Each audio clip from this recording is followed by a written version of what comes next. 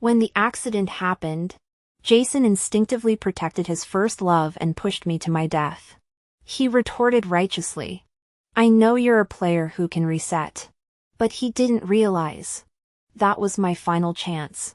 The out-of-control truck swerved onto the sidewalk while Jason and I were arguing. Today marked our second anniversary, yet he kept me waiting 2 hours to pick up Emily returning from abroad. Must you be so petty? Jason stood roadside, disappointment darkening his eyes. Emily grew up with me and has no one here. Was I supposed to abandon her? So we're celebrating as a trio now? I challenged. Jason faltered, but Emily behind him blinked tearfully. Sarah, please don't be angry. Jason just felt sorry for me, her tears pooled like morning dew on petals. I'll leave if I'm unwanted. Jason caught her arm, shooting me a warning glare. Sarah, keep this up and we're through. My breath hitched. For 2 years, he'd wielded this ultimatum like clockwork. The system's voice chilled my mind, warning. Breakup equals mission failure. Failure results in elimination. Seeing my silence, Jason smirked and took my hand. Good girl. We'll just have dinner then send her home. I bit my cheek until copper flooded my tongue. Fine. Emboldened by my compliance, Jason kept his arm possessively around my waist during our walk, murmuring, "You're being so obedient today." Sarah. Behind us. Emily paled. But my focus stayed locked on the enigma before me. The mature man I'd observed for months before this mission now behaved like a petulant child wielding emotional blackmail. When had he changed? The truck's horn shattered my thoughts. Chaos erupted as the roaring vehicle mounted the curb. Jason initially pulled me towards safety, then froze at Emily's paralyzed whimper. Jason, save me. I saw the split-second decision flash across his face. His grip on my wrist loosened abruptly. My stiletto caught pavement cracks as his shove sent me sprawling. Concrete scraped through stockings while Emily's trembling arms already encircled his neck. Jason! I shouted desperately at his retreating figure. He paused mid-step but didn't turn back, rushing instead to guide Emily to safety. The out-of-control truck barreled closer as people scattered, leaving me trapped. Crash! Screeching tires and searing pain confirmed my grim reality. I was dying. After the agony subsided, blinding white light consumed my vision. When awareness returned, I floated spectrally above the carnage. The system sighed. User, you died again. That again held weight. During my pursuit of Jason, this marked my third death. First the drowning incident where he chose Emily. Then the earthquake where he saved Emily. Now this collision, same choice. Same outcome. When I advised switching targets, you refused. Any regrets now? None. Silence stretched before the system's usually monotone voice sharpened. That was your final attempt. Final. Do you comprehend? No more resets.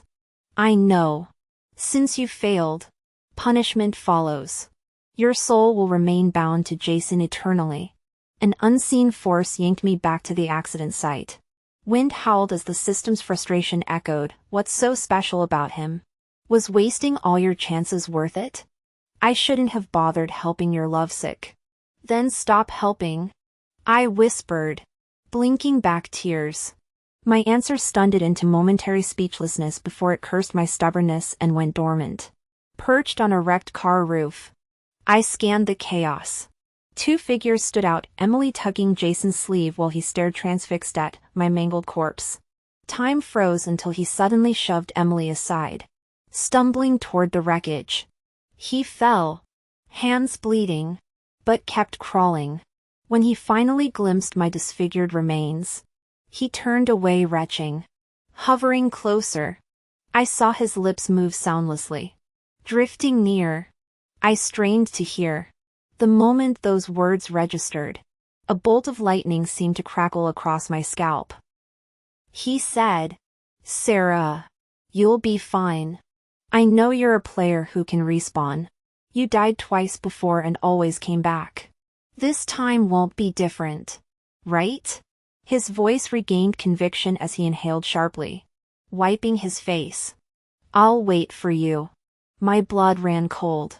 No wonder Jason had known exactly how to manipulate me by threatening to break up. He'd known my secret from the beginning. What he didn't realize was that I'd exhausted my final respawn attempt. Jason. I can't come back this time. Paramedics and police arrived simultaneously. When they tried moving my body into the ambulance, Jason physically blocked them. Don't touch Sarah. She's not dead, she'll wake up in a few days. The crowd exchanged uneasy glances.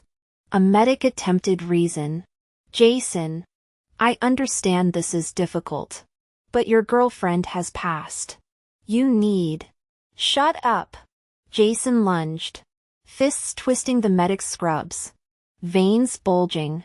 She's not dead. How could she? His outburst ended abruptly as a nurse injected sedatives. He staggered, clutching his arm before collapsing onto a gurney. The ambulance ride hung heavy with silence until a nurse tending Jason's injuries gasped. Everyone turned to see tears streaming from his unconscious face, darkening the stretcher fabric. They must have been so close. Someone murmured. I nearly laughed aloud. If only they'd seen how Jason used to despise me. I first met Jason during my darkest year, parental abandonment. Untreated depression. Clutching a kitchen knife when the system appeared. It promised rewards for completing missions, including reviving the dead. Can it bring back someone from the grave? My voice shook. Absolutely. It affirmed. 4 days. I wandered listlessly until spotting Jason at the veterans' cemetery. Raindrops glistened in his hair as he sat motionless on rain-slicked steps. That distinctive tear trail mole catching my eye. Him. I told the system despite warnings about his notorious difficulty level and previous players' fatal failures. Negotiating 3 attempts. I began studying my mark, a man radiating polished charm to others yet ice to me. Yet this very person was rude to me from the moment we met. TSK. Out with it. Did you twist your ankle this time? Or are you throwing yourself at me outright? He narrowed his eyes at my confusion and sneered. Quit playing dumb. Women like you could strip naked before me and still wouldn't be worth a second glance. Back then, I didn't understand his hostility. Now I realize Jason must have known I was the player from that first encounter. Why else would he loathe me so? I maintained a cautious distance until his friend called about his stomachache. Arriving with medicine, I found him lounging on the sofa, perfectly healthy. Back again? You're like a bad penny. He mocked. When I silently offered the pills, he leaned close to whisper. Since you're here, care for a drink? Cold red wine cascaded over my head, soaking through my summer blouse until my camisole showed. Jason's gaze lingered contemptuously. No shame even when humiliated before everyone. Sarah? Where's your self-respect? Flickering club lights illuminated his angelic features. That teardrop mole trembling at his eyelid. I stood speechless, never imagining this ice prince would later date me. The racetrack invitation shocked me. There Jason stood on the winner's podium, arms around 2 bikini-clad models. Our eyes met as he smirked, then kissed them full on the mouth. Still want me? He challenged afterward, wiping lipstick from his mouth. I answered firmly. Yes. His grip bruised my wrist as he gestured at the cars. Dare to play chicken? Win. And I'm yours. Gasps filled the pit when he explained the rules, head-on collision. First to swerve loses. Girls pleaded. Jason. She's never raced. Don't make her risk her life. Bring it. I said, staring him down. Something flickered in his eyes before he slammed the brakes mid-game. Stumbling from the car, I collapsed retching. Jason hurled his helmet, hauling me up by the collar. You fucking lunatic! He roared, shaking me violently. You could have died. I simply gazed at him calmly and asked, can we be together now? His eyes reddened. And he remained silent for a long moment. Just like that. We naturally dated for 2 years. Everyone said I was madly in love with Jason. Yet whenever these words reached Jason's ears, he'd stare intensely at me, his thin lips curling into a mocking smile. Love? Women like her are the best liars. She doesn't love me at all. I lowered my gaze and remained silent. Afterwards, he frequently brought women home to test my boundaries, constantly threatening breakups to force my compliance. Then Emily returned. 3 times he had to choose between us. Each time I died because of Jason's choice. Each time I died, the world reset. Until I exhausted my final chance to reset, losing any possibility of rebirth. Truthfully, how could someone being pursued develop compassion for a manipulative player who knew all the strategies? In the end, I'd been naive. When Jason awoke, I was idly floating around the hospital room. The door suddenly burst open. Emily rushed in with tearful eyes, clutching his hand. Jason, are you feeling better? You terrified me earlier, she said, referring to his delusional claims at the accident scene that I'd wake up again. Clearly uninterested in conversation, Jason sat up and checked his phone. 2 hours already? He exclaimed in shock. Emily blinked in confusion. Yes, why? His entire body trembled violently. Voice strained. This can't be happening. Impossible. Emily froze, frightened by his intensity. The previous resets occurred within half-hour of my death. Yet now, 2 hours had passed with the world continuing. Jason suddenly leapt up like a cornered beast, ripping out his fore and bolting from the room. Emily chased after him as I floated behind, wondering where he'd go. My breath caught when I recognized the apartment number. Our home. Jason broke the lock and frantically searched every room. Sarah! I know you're not dead. Are you hiding from me? He tore through the living room, kitchen, study, finally bursting into our bedroom. Then he froze mid-step. The walls were papered with photographs. Jason's fingers brushed a picture of us laughing at Coney Island, his eyes gradually reddening. You took so many photos with her? Emily's jealous tone cracked through the silence. We've known each other 12 years. And you never, she abruptly stopped. Jason stared at her, his face turning ashen until it was deathly pale. He choked out 4 words through gritted teeth. This isn't me. I gazed at the smiling man in the photograph, my lips curving involuntarily. No, that wasn't Jason. Why had I chosen him as my first target? Why wasted all 3 chances on him? Because of that face, the face identical to his. The balcony window rattled as night wind swept in, dislodging a framed photo.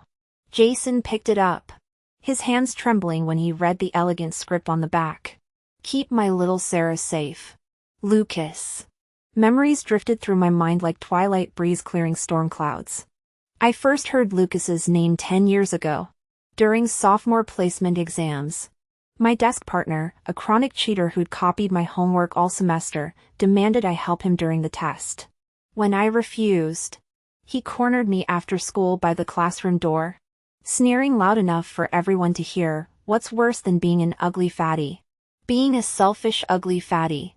Helping me cheat would have been your only chance to do something decent. Back then, acne medication had made me balloon like a penguin. Laughter rippled through the crowd. My cheeks burned as humiliation crushed me, until a cool voice cut through. Since when does bullying girls count as a flex? All eyes turned to the black t-shirt teen leaning against lockers, baseball cap shadowing his eyes. Later, I'd learn he was Lucas, a senior 2 grades above us. He tilted his chin at my tormentor. Answer me, Roach. Never learned basic respect? My desk partner cursed, stripping off his school jacket. Lucas stepped in front of me. What happened next blurred. He'd pressed his cap over my eyes before throwing the first punch. When silence returned, I lifted the brim to meet steel gray eyes. All clear, he said. Voice calm yet electric. After that day, my desk partner switched seats without protest. I later saw Lucas corner him behind the bike racks, smiling while gripping his collar. Apology sound rehearsed enough yet? Please. Man. I'll never. Lucas kicked his bike stand. Convincing? Swear to God. Only when the bully pedaled away did Lucas's expression soften. I was deeply grateful to Lucas, so I bought a bunch of snacks to thank him. He was playing basketball with friends at the time. When he understood my purpose, he raised an eyebrow, picked the cheapest lollipop from the pile, and smiled. Thanks. Keep the rest. That's how I ended up carrying all those snacks back to the classroom. After school, passing the campus store, I saw Lucas and his friends walking a few meters ahead. I overheard someone ask, "Who was that snack girl this afternoon? Cute face, but seriously needs to lose weight." My breath hitched.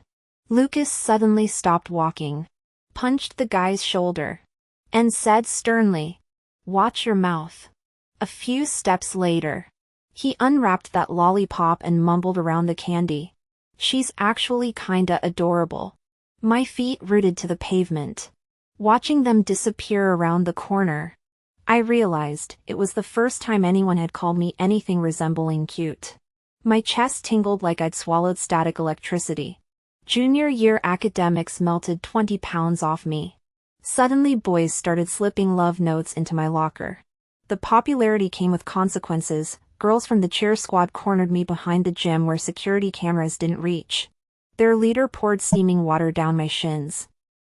"Think you're hot stuff now, twerp? Flirting with my boyfriend?" she sneered as my skin blistered. When I gasped, "Who even is your?" she grabbed my jaw. I squeezed my eyes shut as the scorching liquid flew toward my face. Instead of pain, I collided with something firm yet warm. Lucas's chest nearly smothered me. "You okay?"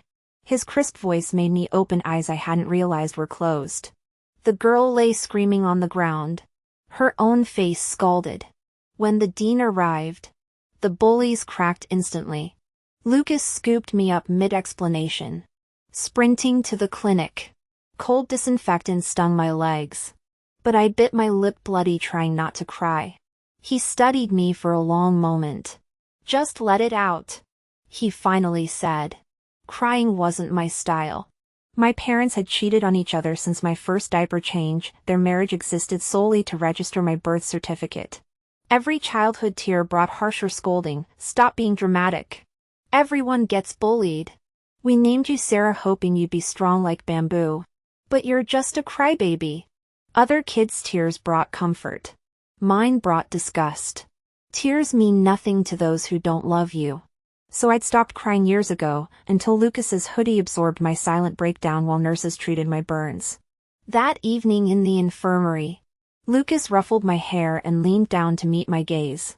"Your eyes are all red," he murmured. I squeezed my eyes shut, turning away only to hear him sigh. "Sarah." His voice softened. "You can let your guard down around me." Those words shattered my composure completely. I wept until twilight painted the windows, only realizing when the school nurse began locking up that I'd forgotten my wallet. Lucas covered the bill. I saved his number, transferring the money after friending him online that night. The payment remained unclaimed, refunding automatically after 24 hours. When I tentatively sent a question mark, he replied instantly, "What's up? Why won't you take it? Keep it as collateral. We'll settle it over dinner after your college entrance exams." My lips curved upward despite myself. But life rarely follows scripts. Post-exams, Lucas vanished like morning mist. All my messages went unanswered until sophomore year's Lunar New Eve, when empty rooms echoed with my parents' separation. Firecrackers popped below as I curled alone before the spring festival gala. At midnight, my phone buzzed. "Alex, Happy New Year." My pulse stuttered, fingers trembling. I typed, "Lucas? Is this really you? Or did someone hack?" The typing indicator flickered. 5 eternal minutes later, me. Where were you these past 2 years? Why, the unspoken why did you disappear? Lodged in my throat. His video call request startled me. That familiar yet alien voice emerged before I found words. Go to the balcony. Lucas instructed. Face 2 o'clock. Fireworks detonated seconds later. Chrysanthemums of light cascading across the winter sky. I stood motionless. Phone pressed to my ear as colors danced. His baritone rumbled through the receiver, sorry about before. Undercover ops required full comms blackout. Missed all your texts. The revelation clicked, he'd entered police academy. You wished me happiness last New Year. He continued. My turn now. After hanging up, I checked my parents' thread. Still no replies. Happy New Year, Dad. Got it. Happy New Year, Mom. Busy. Not a single person wished me a Happy New Year except Lucas. Only Lucas. Only Lucas. Who'd been out of contact for 2 years. Yet set off fireworks for me on New Year's Eve and blessed me with those words. I've said it before, I don't cry easily. But tears betrayed me anyway. Those junior and senior years were among my rare happy times. After Lucas transferred back to our city, we met more frequently and grew closer. My roommate once asked, "Is that hot guy who keeps picking you up downstairs your boyfriend?" I denied it, no. Just an older brother. My face burned crimson the moment I answered. Since when do brothers take their sisters to romantic date night restaurants every week? When have brothers ever locked eyes with their sisters during Truth or Dare games when asked if they liked anyone present? What kind of brother scales a wall at 2 a.m. upon hearing his sister has menstrual cramps, carries her to the hospital, then stays awake all night massaging her stomach? None. But I dared not ask. Lucas was like an oasis glimpsed by a parched desert traveler, something to yearn for from afar. One step closer, and the mirage might shatter. Near graduation in late May, my thesis drained me daily. Lucas drove me to the beach to unwind. Some couples invited us to join their kayaking race, a corporate event short on participants. Come on, girl. Your boyfriend's got killer muscles and stamina, right? First place gets prizes. My ears flushed. Oh, he's not. Sure. Lucas cut me off.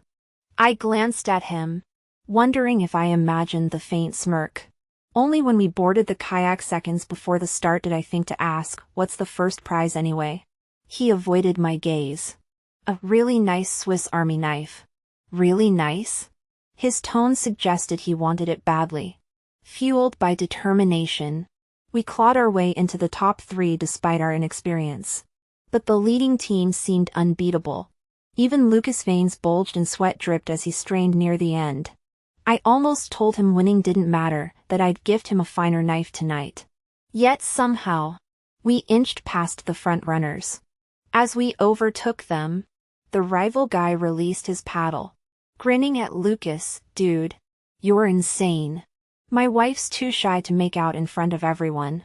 The victory's yours. I froze. Make out? I thought it was about the knife. Turning, I met Lucas' laughter-crinkled eyes and realized the deception. Sorry. He murmured. Unrepentant. I had ulterior motives. Lucas held my hand as we stood by the sunset-kissed shore, murmuring an apology. The first place prize was never a Swiss Army knife. It was 2 plane tickets to the capital and kiss your beloved. My mind buzzed. Pretending ignorance wouldn't work anymore. Lucas, you didn't need to push yourself this hard. I'd have stayed with you regardless. He gazed at me steadily before speaking. Sarah, I wanted to win. I wanted to be with you. His lips pressed together as he cradled my face. And I wanted, his mouth met mine. Thudding heartbeat filled my ears. Lucas tilted his head, pressing reverent lips to my forehead. Time suspended. Sarah. He breathed. I'm holding your hand. Being Lucas' girlfriend meant basking in perpetual warmth. He remained endlessly patient, the first to yield during arguments. "All right, princess. I messed up." His text read while I waited outside the police station with his medication. Lucas frequently suffered from stomach aches. Spotting me as he exited work with colleagues, his eyes lit up. "Sarah," before reaching me. A female coworker tugged his sleeve. "Lucas. My car broke down. Could you?" I watched amused as Lucas disentangled himself. "Roy." He called over his shoulder. "Give her a ride." "But you live the opposite way." The woman bit her lip. "Are you worried Sarah will misunderstand?" "I can explain." Lucas arched an eyebrow. "I don't celebrate anniversaries in trios." My laughter escaped. The woman retreated while Lucas swept me into a spinning embrace. "My time's precious, reserved for my girlfriend." I squirmed from ticklish giggles. "Take your medicine first." "Weren't you in pain?" "Gone now that you're here." He grinned, settling me into his passenger seat. At the traffic light, he produced champagne roses. "Lunchtime purchase." Figured I'd need peace offerings. He rubbed his nose, suppressing a sneeze. "Suspicious." I tugged his collar, angry hives bloomed beneath. "Idiot. You're allergic to pollen. Are you trying to die?" I rushed Jason to the hospital. The young ER doctor glanced at him and chuckled. "Allergic for love? That's dedication." My face flushed as I looked away. But Lucas met the comment head-on. "Damn right. He gestured at me, is my whole world." Everything between Lucas and me had been suspiciously smooth. Our innocent college romance lacked the usual drama, no love rivals, no misunderstandings, no betrayals, just a straight path to engagement. When Lucas took early wedding leave to accompany me to Suzhou, my heart kept contracting with unexplained dread, like losing something precious any second. At Shiyuan Temple, I knelt before Buddha with 3 kowtows. Palms pressed together, let Lucas live safe and happy. Let no harm touch him. Turning instinctively, I found him smiling under the Bodhi tree draped in crimson prayer ribbons. Sunlight filtered through leaves onto his features. And I thought, if gods exist, they must know how desperately I love this man. Leaving the temple, a teenage girl stopped us with a photograph. "Your gaze exchange looked magical," she explained. Lucas tucked the picture into his breast pocket, right over his heartbeat. Next morning, his phone rang. He hugged me so tight my ribs creaked. "Sarah," he murmured into my hair. "After this mission, I'm making you mine forever." The door slammed shut before I could reply. Summer wind gusted through our apartment. Yet I shivered violently. He vanished for 6 months. New Year's Eve found me alone again in our oversized apartment, watching variety shows. When my phone rang, fireworks exploded outside simultaneously. Through crackling static came chaos, firecrackers, screams, even gunshots. Then his voice, "Sarah?" Tears spilled instantly. "Where are you? Are you hurt?" He ignored my questions, breathing ragged. "Are the fireworks pretty this year?" A weak chuckle. "Still can't beat your 20th birthday." The wall clock ticked toward midnight. He suddenly cut through my frantic questions. "Sarah. Happy New Year! Happy New Year! Happy." Each repetition grew fainter. I bit through my lip to silence sobs, copper blood flooding my mouth as the line went dead. Tears struggled to spill from my eyes, dripping onto the dark woolen blanket and spreading into large damp stains. I know. He wanted to pour out all the blessings of his remaining life. Bang! Gunshots erupted, deafening. The call disconnected instantly. Only the fireworks outside reflected on the frigid windowpane, flickering endlessly. Kneeling on the floor, I sobbed uncontrollably. "Lucas. You liar. You promised to stay with me forever. You swore you'd marry me after this mission. You lied. Damn liar. Cheat."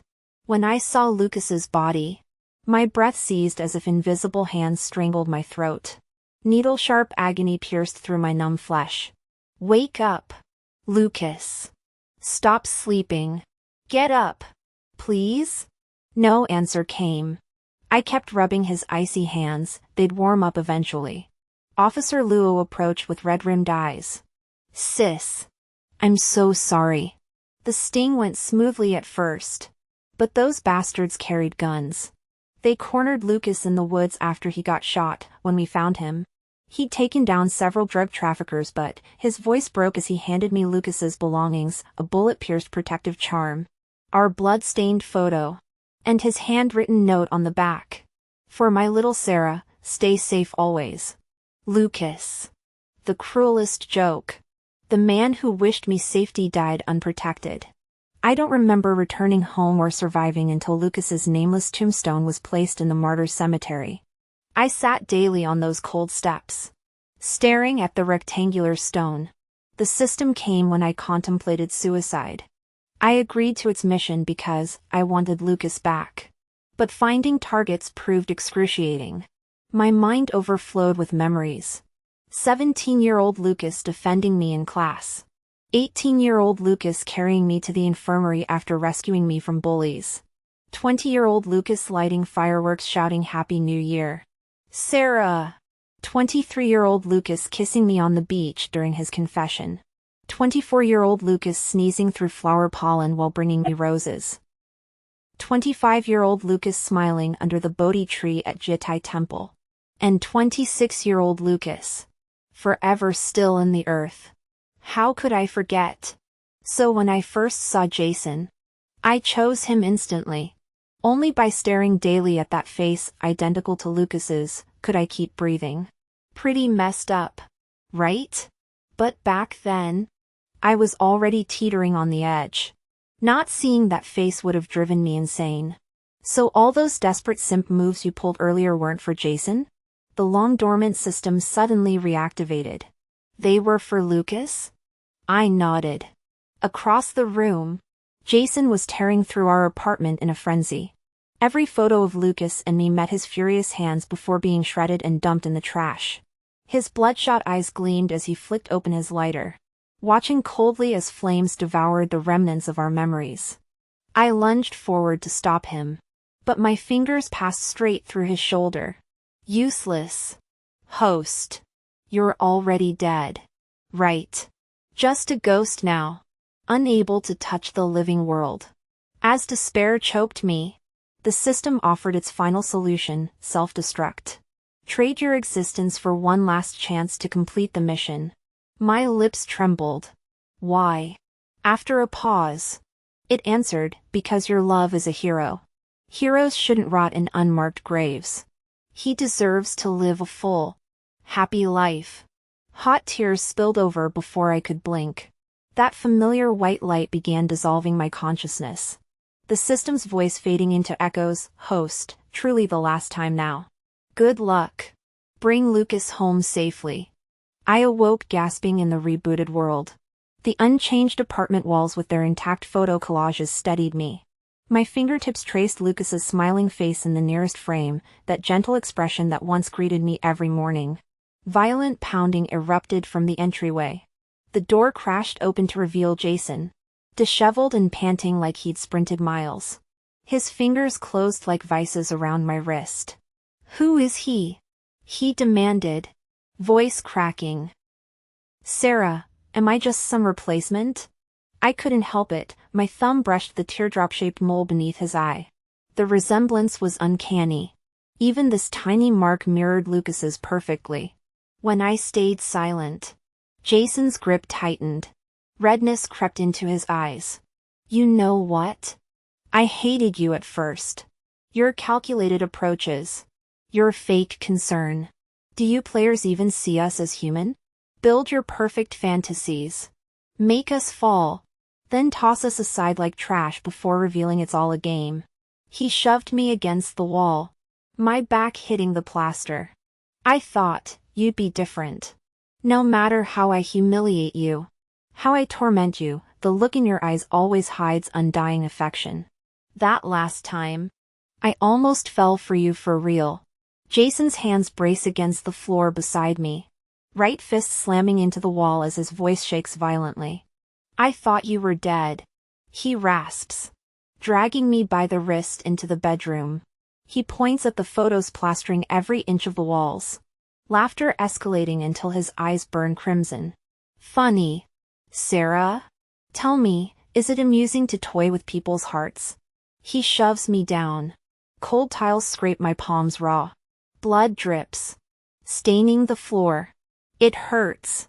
But I ran out of tears long ago. Who? He demands. Fingers digging into my throat. Do you see when you look at me? I meet his gaze steadily. My lover. His grip falters. That striking face bleaches corpse pale. Lashes trembling. Brilliant. He turns away, swiping at his eyes before whirling back with murderous rage. If that's how it is, I'll kill you. Send you straight to him. How's that sound? I close my eyes, offering no resistance as his fingers tighten. Choking. Coughing. I should have died years ago. That car crash was meant to finish me. The system, it sacrificed itself to resurrect me. Jason says nothing, jaw clenched as he glares with eyes that could flay me alive. Maybe I'll disappoint the system after all. Air thins. Darkness creeps at the edges of my vision. Suddenly, his hand releases. Jason grips my chin, breath frostbitten against my skin. Changed my mind. Letting you die easy? Boring. You'll stay. Watch your life unravel day by day. He imprisons me in his estate. Jason and Lucas are nothing alike. If Lucas is the moon, distant, untouchable, Jason's the feral wolf howling beneath it. My room stays locked except for meal deliveries. When I refuse to eat, Jason crouches before me, flicking open a lighter. The flame licks at a photograph of Lucas and me. If you refuse to eat again, I'll burn another photo. I'll keep burning them until there's nothing left. I lunged forward desperately, but my wrist was seized in an iron grip. Jason meant every word. I watched helplessly as several photographs turned to ashes, my only remaining mementos. I didn't dare defy him anymore. After I started eating regularly, Jason seemed to visibly relax, though I couldn't tell if it was my imagination. Occasionally, he'd mercifully take me out. But at every event, other women flocked around him. If you looked closely, they all bore some resemblance to me. As if he were retaliating against me for treating him as a replacement. I pretended not to notice. Days passed. By my calculations, Emily would return today. The tiresome game of choosing between us would begin anew. But this time, I was utterly exhausted. Lying on the cold floor, I stared blankly at the ceiling. If Jason chose Emily again, maybe death would let me reunite with Lucas. Could we finally be together then? The thought of dying surfaced with eerie calmness. My only regret was toward the system. It sacrificed itself for someone as worthless as me. The roar of a car engine echoed downstairs, followed by a girl's playful giggle and a man's affectionate response. Lightning split the sky outside, shearing through dense tree branches. The door burst open. Emily strode in, prodding my prone form with her toe while hurling icy taunts. I kept staring vacantly out the window until lightning struck the villa. Lights flickered and died. Choking black smoke flooded the room. A collapsing beam trapped Emily and me in a corner. So this was how I'd die. Amid raging flames, I glimpsed Jason charging inside, disheveled, frantic. His gaze swept past me without stopping, rushing instead toward the unconscious Emily. One last time. He'd chosen her again. Closing my eyes in despair, I sensed someone turning back. Arms steadied my waist. Sarah, why did you have to be a mission target? Why did you have to lose someone you loved? Tormenting you these past months, I think I'm losing myself too. Jason patted my cheek. I struggled to open leaden eyelids. Your lover was Lucas. right? My voice cracked. I envy him.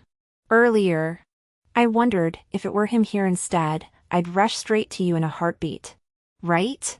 His fingers brushed my neck, grazing my cheek.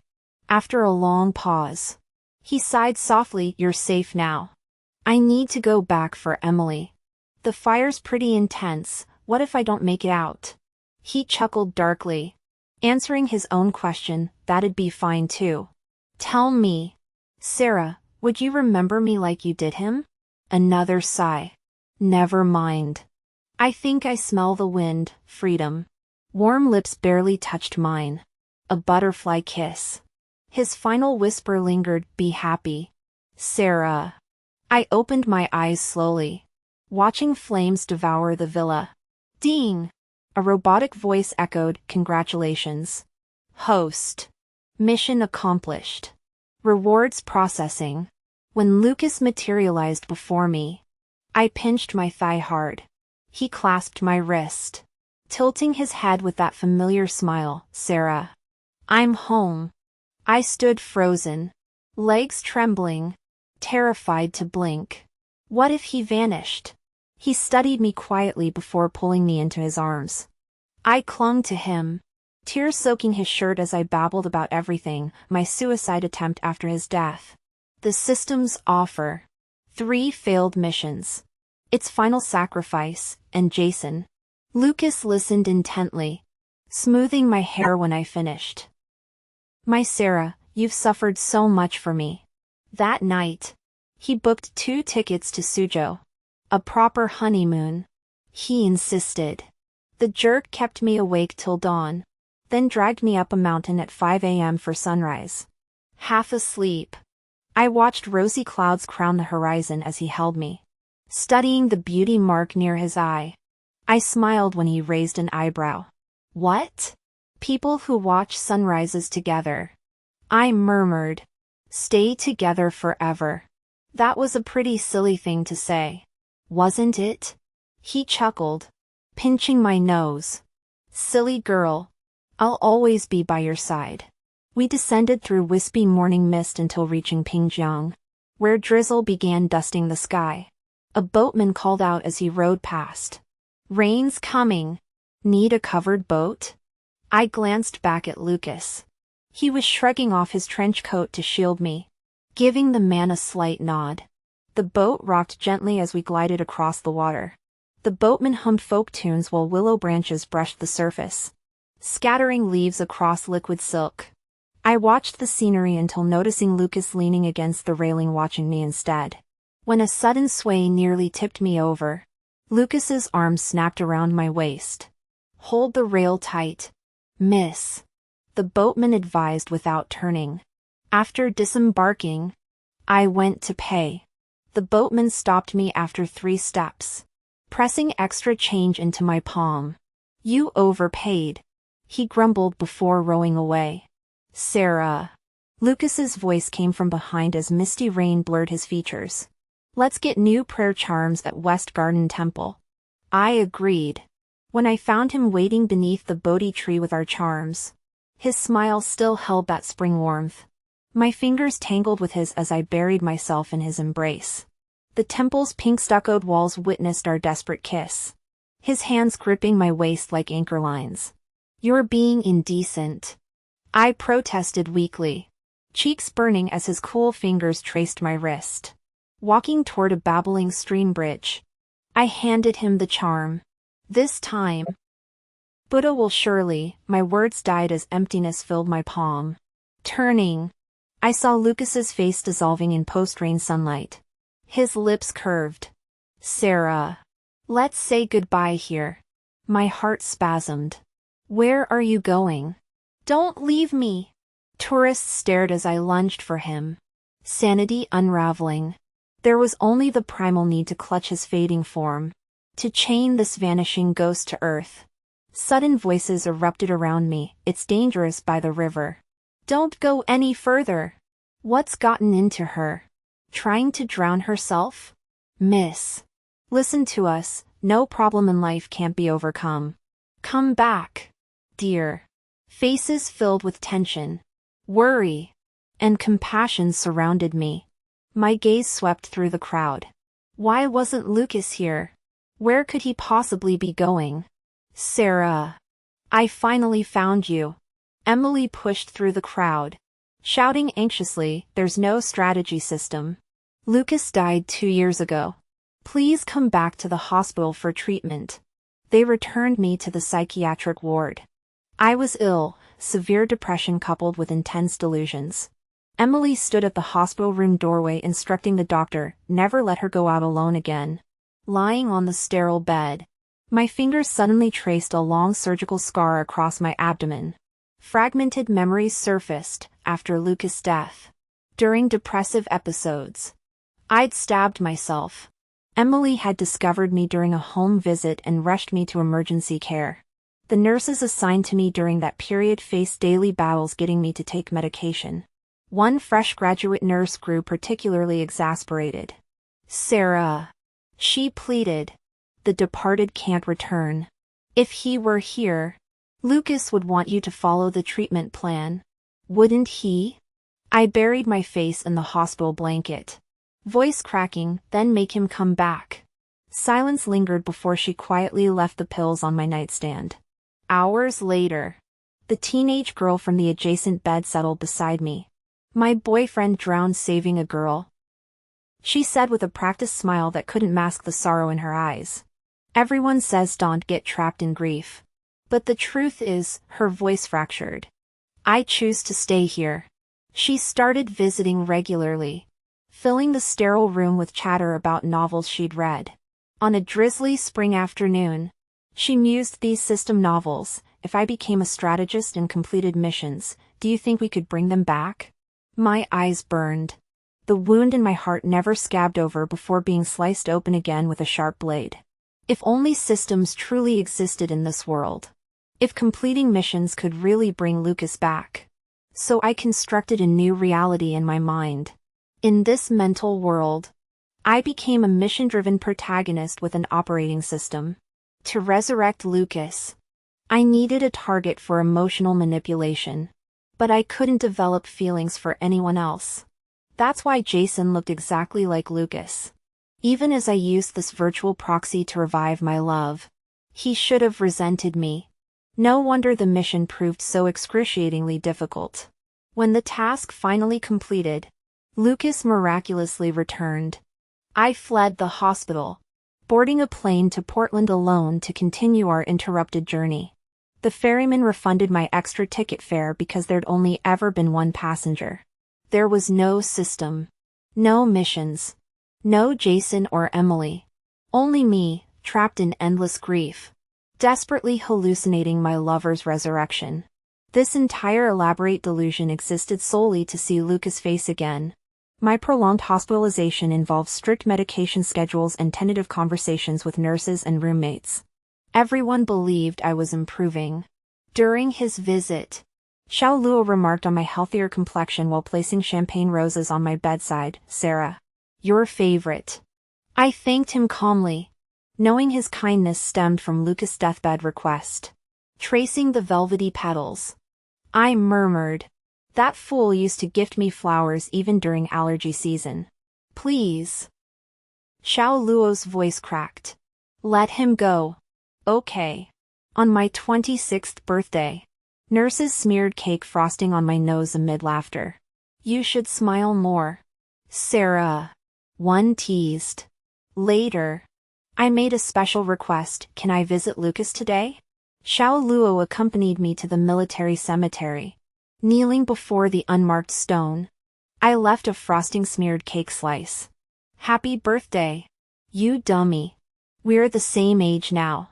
We'll be together forever, right?" I whispered the second half of that sentence in my heart.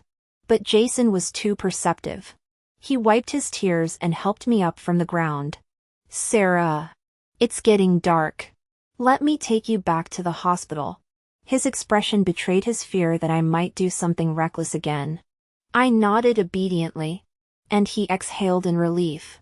On our way back, the streets were glowing with festive red lanterns dangling from tree branches. It suddenly struck me another new year was approaching. As we passed a fireworks shop, I asked Jason to pull over and bought 2 sparklers. When he dropped me at the hospital entrance, an urgent mission call came through. Sarah. I gave him an understanding smile. Go. I can manage. He gritted his teeth, set me down, and sped away, clutching the fireworks. I remained standing at the hospital gates. In the end, I never went upstairs. Instead, I journeyed to the woods where Lucas died. By the time I arrived, midnight approached. Lighting the sparklers, I leaned against a tree and watched colors explode against the night sky. Lucas, Happy New Year. Smiling, I drew the fruit knife I'd prepared earlier. Without hesitation, I sliced my wrist. Blood pooled around me. Through fading vision, I saw him, the man who'd never returned, gently patting my head with resigned affection. Couldn't you just keep living? No. My voice echoed in the void. No. I stopped wanting to live long ago. Reaching toward the apparition, I pleaded, take me home, Lucas. After endless silence, his hand finally clasped mine. All right. Let's go home. I died smiling. At last, I could stay with Lucas forever. When Jason found my body, the 6-foot officer wept like a child. I'm sorry, Lucas. He kept repeating between sobs. God, I'm so sorry. I failed to protect her. As a rookie in narcotics, Jason had been mentored by Lucas. The senior detective's guidance felt like having an elder brother, making my role as sister-in-law feel natural.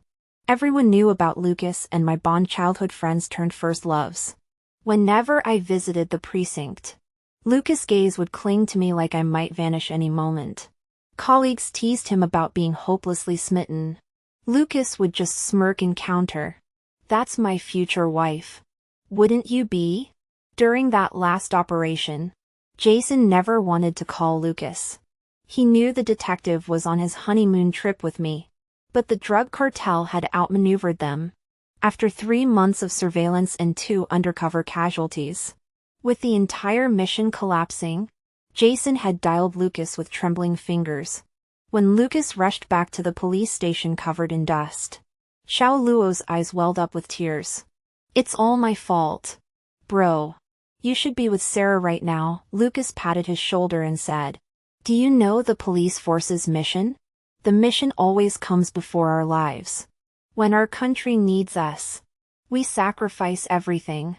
Those words became a grim prophecy.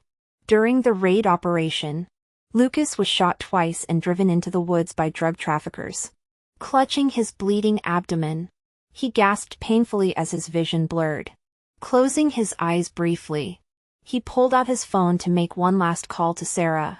The fleeing drug dealers were closing in, firing shots and screaming obscenities to taunt the police.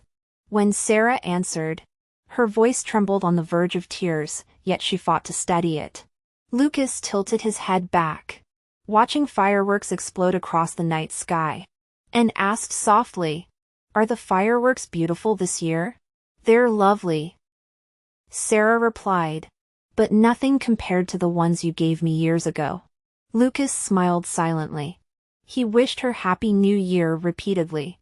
What he couldn't say aloud was, "Sarah, promise me you'll stay happy. Every year, even when I'm gone." A second before the drug dealers found him, Lucas hung up. His Sarah was tender-hearted. She shouldn't hear the violence that followed. The shootout left both sides devastated. Lucas killed the traffickers but took a bullet to the chest. When Xiao Luo's team found him, blood had pooled around his body, staining the barren earth. Trembling, Lucas pulled an engagement ring from his pocket. "Wanted to marry her. Tell no one. Throw it away. My Sarah deserves to move on." Xiao Luo gripped the ring until his knuckles turned white, wiping away relentless tears. Lucas lay on the ground, staring at the fading silhouette of bamboo swaying just beyond reach. As darkness swallowed him, blood seeped from his wound like a fish drowning in the ocean's depths. With his final breath, he whispered, "Forgive me. Sarah, I couldn't keep my promise. Let's get married in our next life." Lucas died at 26 during the coldest winter. Sarah followed him before the New Year's fireworks faded.